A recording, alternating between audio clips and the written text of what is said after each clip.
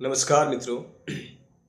तुम्ही जी बॅकग्राऊंडमध्ये पाठीमागं जो व्हिडिओ बघताय तो तेलंगणामधील तेल्लापूर या गावातील व्हिडिओ आहे. त्या ठिकाणी महात्मा ज्योतिबा फुले यांचा जो पुतळा आहे किंवा स्टॅच्यू आहे त्याला काही लोक त्याचं नुकसान करण्याचं किंवा त्याला क्षती पोहोचवण्याचं काम करतायत किंवा व्हॅन्डलिझम तो दिसतो एक एक प्रकारचा.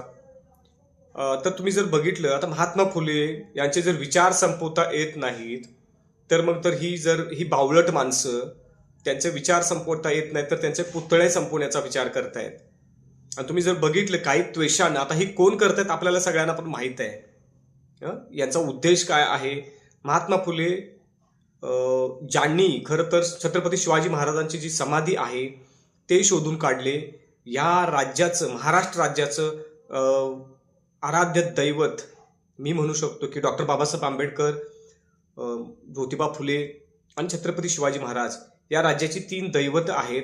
आणि या 3 दैवतांच्या पैकी एक आपले जे दैवत आहे महात्मा ज्योतिबा फुले यांचा पुतळा काही आणि हे पहिलीच गोष्ट नव्हे, खूप ठिकाणी आपण बघितलेले की डॉक्टर बाबासाहेब आंबेडकरांचे जे पुतळे आहेत त्यांना सुद्धा अशा प्रकारचे नुकसान पोहोचवण्याचा प्रयत्न केला गेला. आता पुढे जाऊन बघतोय की महात्मा ज्योतिबा फुले यांच्या पुतळ्यावर सुद्धा अशा प्रकारचे आक्रमण करण्याचा प्रयत्न केला आहे. तर आता हे परत परत का होते की कारण हे देशात जे पेरले गेलेले विष आहे ते विष आहे ती आज इथंपर्यंत पसरलेलं आहे की त्यांना महात्मा फुले नको आहे. त्यांना महात्मा फुले का नको आहे?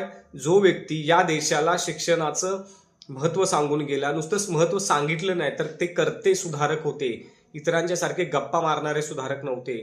त्यांच्या पत्नीने होतात महात्मा सावित्रीबाई फुले सुद्धा, मी महात्मा त्या सुद्धा एक महात्माच आहेत.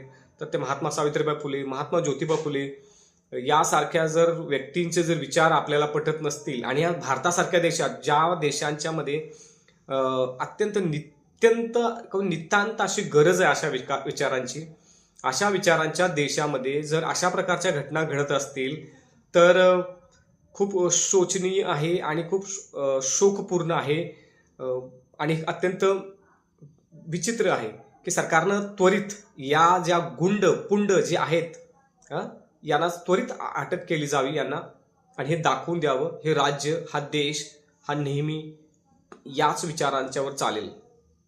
धन्यवाद.